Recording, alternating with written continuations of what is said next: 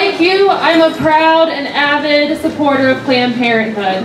I volunteered for them in high school, and they provided me with affordable birth control then and through college. And in graduate school, I found myself sitting in the waiting room of my local Planned Parenthood while my partner got tested for STIs. And although Planned Parenthood offers a wide array of healthcare services for women and men, we're here today for a particular reason. Because a small portion of their services include providing safe abortions for those who choose to have them. So today, I want to talk about abortion. That healthcare service that is relatively small in proportion to the other services they provide, but equally necessary for the health and well-being of women, men, families, and our communities. I want to talk about abortion because it is the service that motivates others to rally with calls to defund Planned Parenthood. And I want to talk about abortion because, frankly, it's more difficult to talk about than breast exams, pap smears, and free condoms. Part of why abortion is more difficult to talk about is because the majority of people quickly jump into a moral debate about abortion. In this country, we don't often talk about abortion as the medically necessary procedure that it is. Instead, our discussions have been hijacked by a rhetoric that attempts to reduce abortion to moral issues, which is overwhelmingly dictated by the political agendas of men. These moral issues of like when life begins and legal rights kick in, about the limits of personhood versus a citizen's right to choose. We've been entrapped by inflammatory rhetoric and false narratives that drip with moral claims about what's right and wrong, a morality that influences our politics mostly by creating stigma, shame, taboo, and silence, in an attempt to override our constitutional rights to liberty and freedom and control over our own bodies and lives. And most importantly, that moral framing has a very loose and tenuous grip on reality at best. So I'm not interested in talking about the ethics of abortion right now because before we can engage in a meaningful debate about morality, we have to first be rooted in knowing the reality of abortion. So on moral and political levels, we often take a stance on abortion by engaging with abstract values and ideas. Even the word abortion is tossed around like a concept. Rarely is abortion grounded as a normal, common, historically prevalent medical treatment. Rarely does the debate surrounding abortion center on concrete lives, particular situations, real people, real circumstances, and real abortions. But before you think this only pertains to those who picket clinics, write restrictive legislation, and seek to defund Planned Parenthood, let me be very clear. Many of us who support Planned Parenthood's mission to provide care no matter what, who will stand with Planned Parenthood and defend a person's right to choose, we do our cause a disservice when we continue to engage with these issues in only abstract ways, thinking our principles are enough to provide a solid foundation for our commitment and our conviction. I'm saying this because years ago, that was me. I definitely supported a person's right to choose, but I didn't know how much room I had left to become certain to passionately and unequivocally defend that right until I realized how much I didn't know about the very thing I was committed to defending. So while every situation, every person, and every story is different and unique, here's a short list of some of the things I didn't know about the realities of abortion until I ended up with an unintended and unwanted pregnancy and chose to have an abortion myself.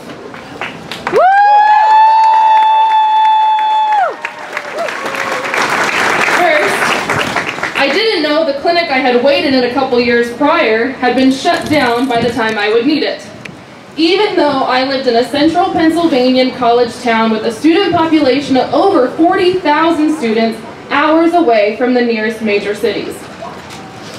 I didn't know just how important access to unbiased information and a clinic was, let alone the services that they could potentially provide, until I needed to talk to a medical professional about my options. So I went to the health center on campus. I didn't know that I would face judgmental and prying questions from the staff at the reception desk, or that the doctor's response would be to carry the pregnancy through the first trimester. Wait and see if it's viable, he said. Come back at week 12 for blood work to see if you're still pregnant. Then we can discuss how to proceed. Maybe I would have taken his advice because up until the night before that appointment, when I did my own research online to learn about available options, I didn't know that actually if you wait until week 12, your options pretty dramatically change. I didn't know that there are multiple types of abortion procedures that, depending on the week of pregnancy, range in terms of invasiveness and risks of side effect like scarring and future complications. Until I did my own research, I didn't know that the majority of abortions people have are medical abortions, which are done in the first several weeks of pregnancy by taking a few pills. I didn't know that these medications are readily available in other countries with relatively little controversy. I didn't know that they are extremely effective and very safe. I didn't know that for medical abortions, you don't need anesthesia. There are no tools or special expert skills required. In fact, you don't even need a doctor present. You can be in the privacy and comfort of your own home. You can be surrounded by your pets, your partner, your family, or friends as you go through something very akin to a very heavy period.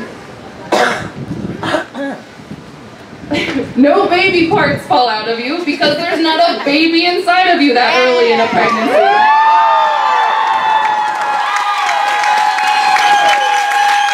More like a tumor, there's a bit of bloody tissue made up of a clump of cells. Yeah! Calling that doctor's office because I did read up before seeing him. I advocated for myself pretty hard and demanded to know my options. So I didn't know how important it was for me to be the 20-something-year-old working on my doctorate degree in feminist philosophy so that I would feel empowered enough to push back on his advice. I didn't know what it would feel like to be one of the 20,000 or so 18 to 22-year-old students around me who might find themselves in a similar situation, also assuming they could trust that a doctor would provide them with adequate, unbiased resources and support. And ultimately, I made my decision to have an abortion. My friend and I drove the 3 hours round trip to be met by harassing protesters outside of a rather shady clinic, not a Planned Parenthood. Fortunately, I had a reliable car on my own to get there. I didn't have to take time off for work, and nor was I responsible to take care of any other people whose needs would restrict my ability to go on such short notice. I was able to pay the near $400 cash out of pocket, and I was able to do it all again 2 weeks later for the required follow-up. Before making those trips, I didn't really know how profoundly one's privilege can obscure the tremendous need that exists for providing safe and accessible abortions to groups like Planned Parenthood.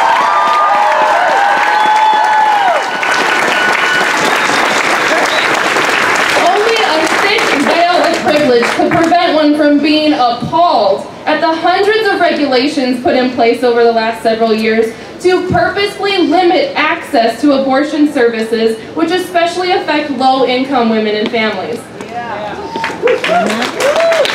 My journey wasn't easy or convenient, but it was quite smooth compared to what others are forced to endure and sacrifice in order to receive the same services. I know that.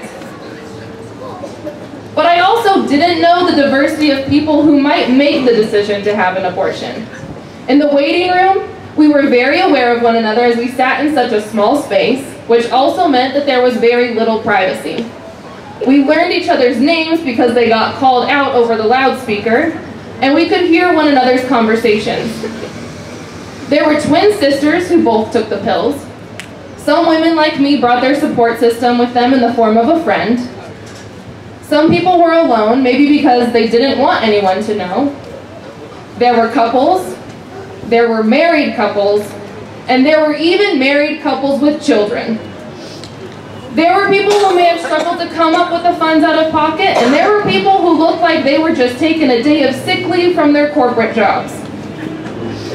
So there I sat with other real people, our paths crossing on one particular day due to a myriad of different circumstances about which I would never know the details that I or anyone else should never feel the need to know.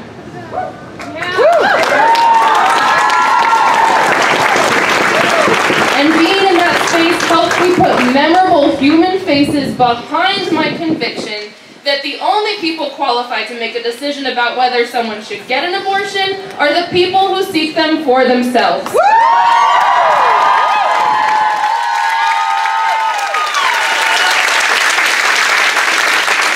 And until I was in a situation to make a decision for myself, I didn't know how the statistic that 1 in 3 women will have an abortion manifested in my own life. I only found out by doing what we are shamed into thinking we should not do. I talked about it. When I found out I was pregnant and was weighing my options, I felt like it was important to talk through it.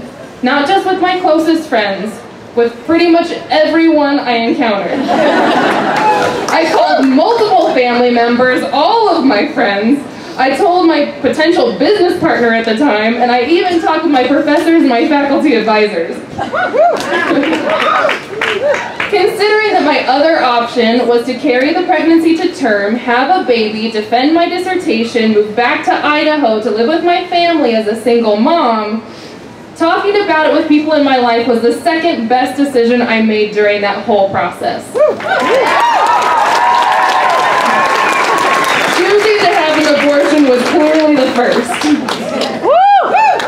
Talking about it was so important because until then I didn't know just how many people I knew who had made the same decision, even in my immediate family and my friends and the guy who I was going to go into business with. And would you believe it? Had I heeded the doctor's initial advice and not pressed him to actually talk with me about my options, had I not been totally clear in stating what I needed from him, had I not found a way to connect with him on a personal level by letting him know that I was friends with his son, we wouldn't have had the conversation that eventually became very supportive and very real. Because he likely would not have been compelled to tell me about the time when he and his wife chose to have an abortion.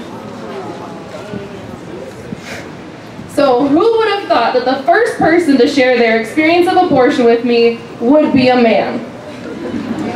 In fact, as I kept talking with people, I didn't know that just as many men as women in my life would support me, empathize with me, because they had been through it too.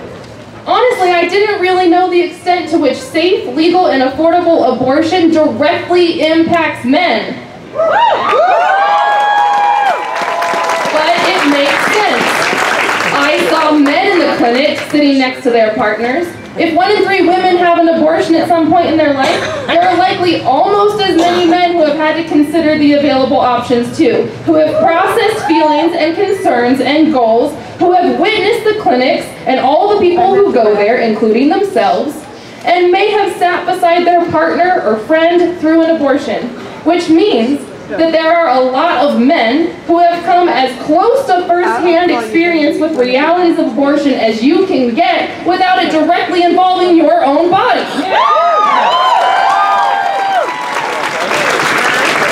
Before I chose to have an abortion, I didn't know how important it is for men to talk about their own experiences to show genuine understanding and support. But I learned how imperative it is that men stand up, be vocal, and speak out to defend providers like Planned Parenthood, not just as allies for women's reproductive rights, but as direct beneficiaries of those services.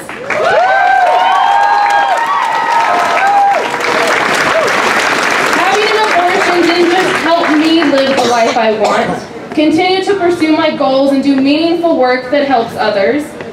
Having an abortion maintained my partner's life trajectory as well. His path wasn't unexpectedly, unwittingly, or dramatically altered either.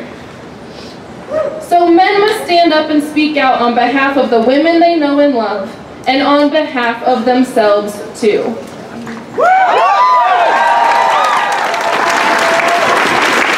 Until I had an abortion, I didn't know the extent to which access to safe, legal, and affordable abortion directly benefits all of our lives, including the lives of men and the lives of our children. This is not just a women's issue.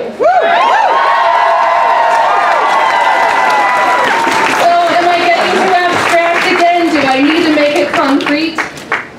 Well, to a certain extent, the necessity of access to safe and legal abortions will always seem a little abstract, because unlike having a baby, which literally changes everything, abortions help maintain the status quo. I don't mean that in an anti-progressive sort of way. On one hand, all of us here are fortunate to stand here defending Planned Parenthood because for most of us, our status quo is one where we don't know the horrific realities of abortion before Roe v. Wade.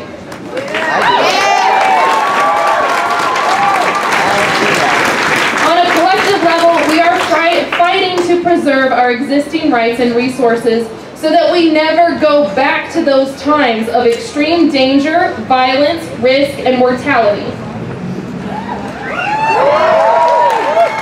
On a personal level, if we don't talk about our abortions, we won't fully understand how access to abortion services has enabled and supported our lives as we know them. The families we have, the jobs we hold, the communities we live in, the people we are, and the lives that we lead. Until I had an abortion, I didn't know how much I would thank myself for making the right choice for me. I never regretted my decision. I didn't go through an extensive period of emotional distress, grieving or loss for what might have been. My deepest trauma stemmed from the stress of having to confront my own ignorance, a form of our cultural ignorance, about what it would mean to have an abortion. What would that entail? And the stress of not knowing how the people around me would respond. But of course, now I know. And I continue to be so confident that I made the right decision that if I had to, I would do it again. In fact, I did. But the second time was different. By then, I didn't feel compelled to talk to everyone about it because I already knew abortion was familiar for all of us, and I didn't need the same kind of support to figure out what to do. I knew the time frame in which I needed to act to make it as easy as possible. I knew the questions to ask. I knew what to expect. I knew how to prepare, and I knew where to go. I went to my local Planned Parenthood on Shields.